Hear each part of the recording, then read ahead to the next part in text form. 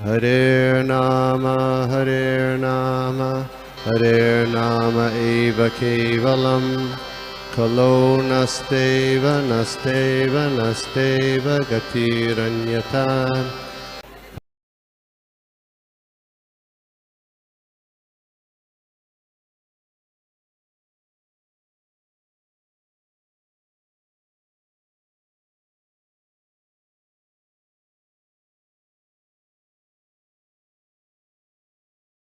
विष्णुपादाय कृष्णप्रेष्ठाय भूतले श्रीमते भक्ति वेदांत स्वामी ते नामिने नमस्ते सरस्वती देवी गौरवाणी प्रचारिणे निर्विशेष शून्यवादी पाश्चात्य देश तारिणे जय श्री कृष्ण चैतन्य प्रभु नित्यानंद श्री अद्वैत गदाधर श्रीवासादि गौर भक्त वृंदा हरे कृष्ण कृष्ण कृष्ण हरे हरे हरे राम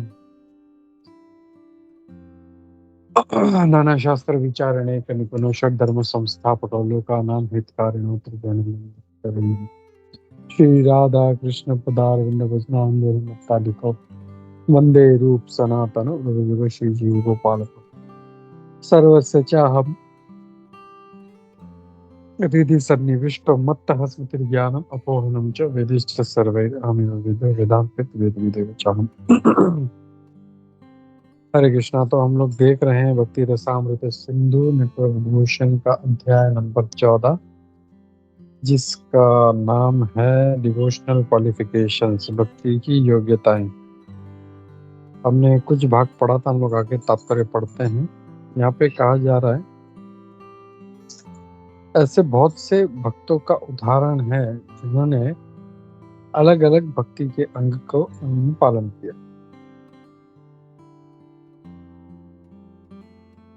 श्रीमद् भागवतम के 9वें स्कंद के 4थे अध्याय के श्लोक नंबर 18, 19 और 20 में कहा गया है, ये महाराज अम्बरीश के बारे में ये वर्णन है, ये जो सभी भक्ति के अंग का पालन करते थे।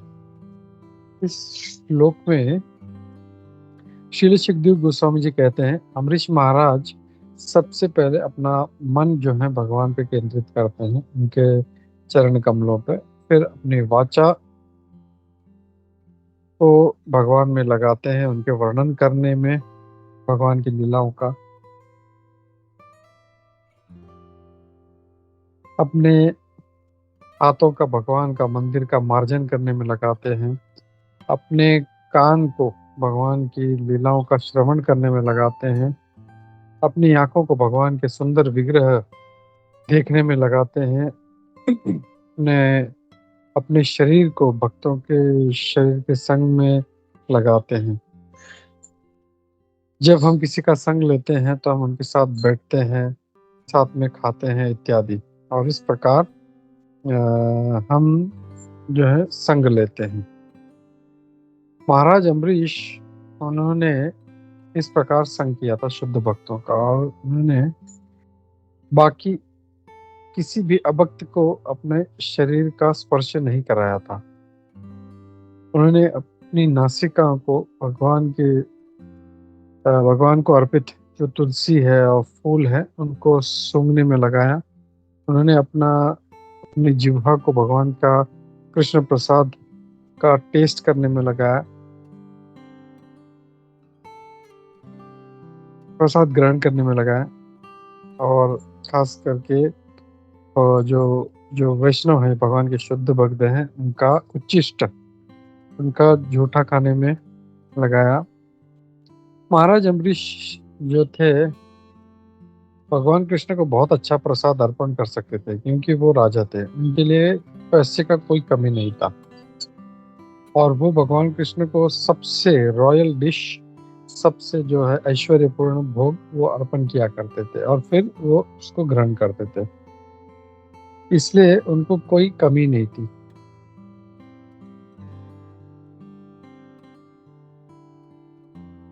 उनके पास बहुत अच्छा सुंदर मंदिर था, जहाँ पे भगवान का सुंदर विग्रह था, जिसको बहुत ही महंगे आभूषणों से उनको सजाया गया था, और बहुत ही उत्तम दर्जे के जो पकवान है वो भगवान को अर्पण किया करते थे।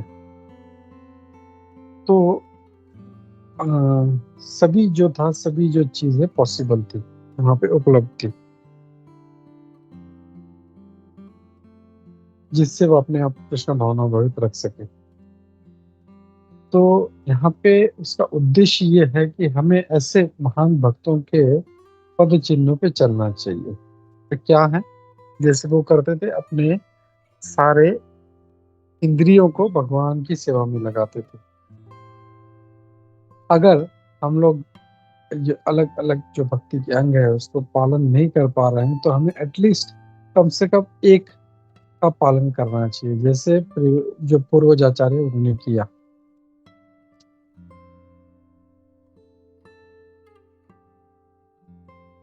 और अगर हम लोग सभी जो अंग हैं भक्ति के उसमें अगर लगते हैं, तो जैसे महाराज अम्बरीश ने किया, तो फिर भक्ति का जो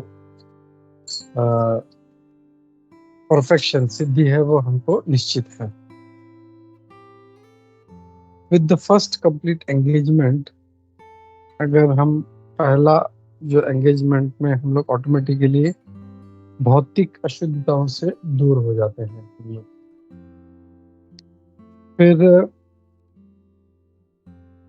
मुक्ति जो है हमारी दासी बन जाती है। ये आइडिया जो है, ये बिल्व मंगल ठाकुर भी इसकी पुष्टि करते हैं कि जो भगवान के भक्ति में लगते हैं वो अशुद्धता से दूर रहते हैं, और मुक्ति उनके द्वार पर दासी बनकर खड़ी रहती है। ये बिल्व मंगल ठाकुर जी भी इस बात की पुष्टि करते हैं। अगर किसी को भगवान के प्रति एकदम शुद्ध भक्ति प्राप्त होती है, तो मुक्ति जो है वो उसकी दासी बन जाती है। यानी उसको मुक्ति के लिए अलग से प्रयास नहीं करना पड़ेगा, उसे मुक्ति जो है वो स्वयं ही उसके पीछे भागेगी। फिर श्री रूप गोस्वामी जी कहते हैं कि भक्ति के जो तत्व हैं, उनके जो प्रिंसिपल्स हैं, वो are sometimes described by authorities at the path of serving the lord in openness. तो इनको कभी कभी जो हमारे प्रामाणिक आचार्य हैं वो भगवान की सेवा करने, ऐश्वर्यपूर्ण रूप से सेवा करने का मार्ग बताते हैं। तो यहाँ पे चैप्टर नंबर 14 खत्म होता है, और हम लोग 15वां अध्याय पढ़ते हैं। तो इस अध्याय में भक्ति की योग्यता के बारे में ही, और यह अलग अलग जो मार्ग है उसके बारे में वर्णन है।